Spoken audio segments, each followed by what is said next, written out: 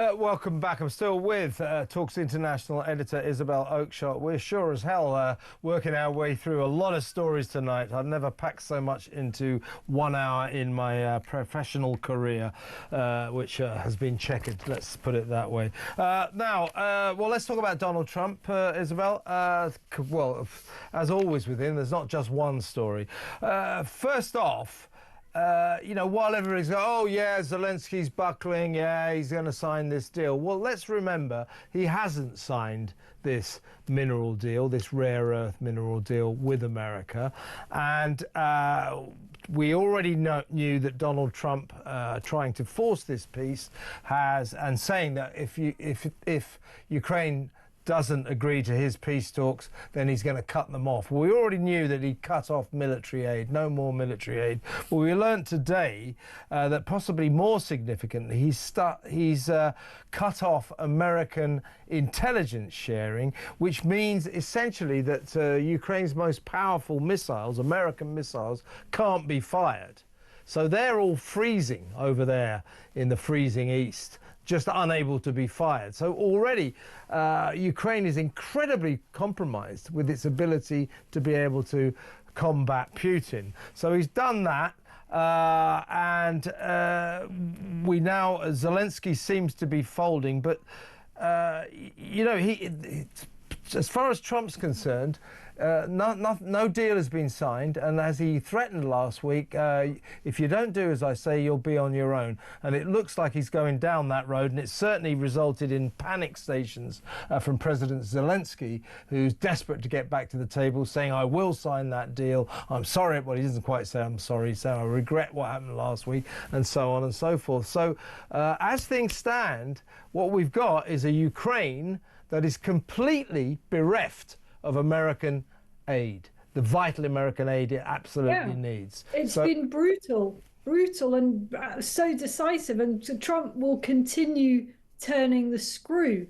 Zelensky seems to me like, when you look in a swimming pool when you're on your summer holiday and there's an outdoor swimming pool and there's some huge insect in it which is upside down and flailing around. Yes. And you know that insect is, I'm afraid, doomed, and you can't probably even rescue it, even if you wanted to, because it's just going down.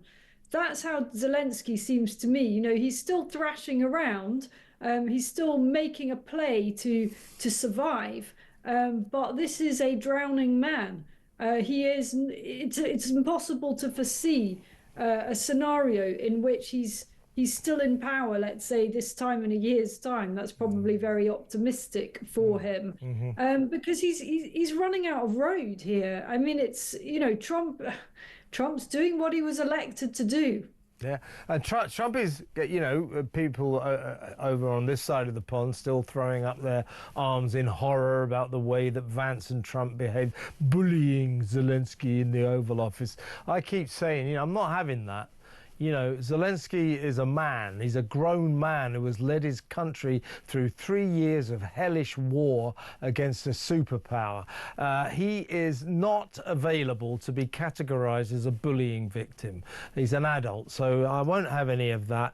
And we might not like Trump's techniques, but let's face it, here we are, best part of a week on. Trump is in the process of getting absolutely everything that he ever wanted, which is the mineral deal will be signed. At that point, American aid will essentially be restored, and he will force peace. He will force peace. Zelensky has already, in principle, agreed to get round the table with the Russians. The Russians are sort of playing slight games, but they will get round the table. Trump wants peace, and he's going to get it. Well, I think that it's looking that way. It still comes down to what is the price that Ukraine will have to pay, and how does Europe respond to that, and how does Zelensky somehow maintain his save face in all of this? I mean, tonight he's still saying, yes, I want peace, but not at any price. But where has he got to go? There isn't a way in which I think Europe can really, the coalition of the willing, and there haven't been many willing yet that have come forward with anything tangible, are going to be able to prop this up or actually want to prop this up.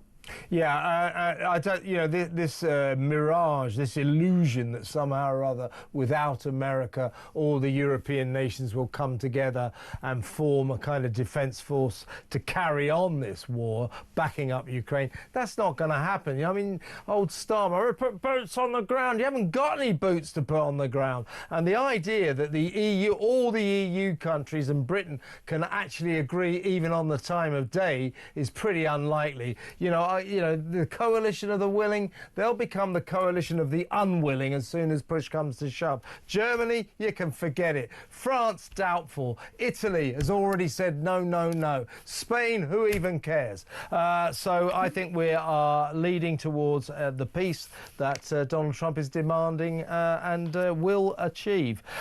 Just before you go, last point, still with Donald, this extraordinary threat he's made to Hamas. He put it on his Truth social media site last night. Well, I'll quickly read it out.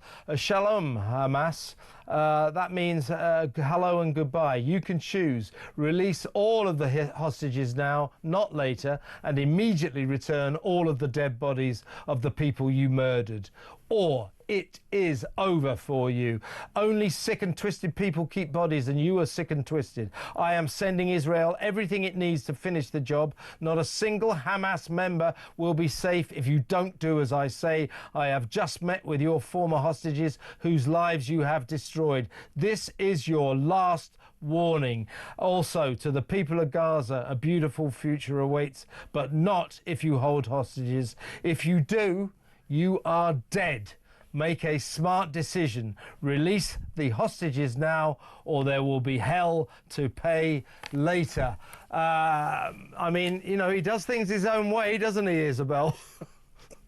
I mean, none of us have ever seen anything like this from any statesman, least of all the President of the United States. But there isn't any mistaking what he's talking about, is there? I mean, he's putting it out there in language that could be understood by someone half the age of that little boy that you have been not very sympathetic towards in our last segment there. We can all understand what he's saying, and well, let's see what it results in. I mean, it's an odd threat to make in the sense that, you know, it's a bit like saying that to the Taliban. You know, you can't, there isn't a way of eliminating every single one of these Hamas operatives because they are everywhere in that part of the world, and they are being hidden, and you know, they're in underground tunnels and so on.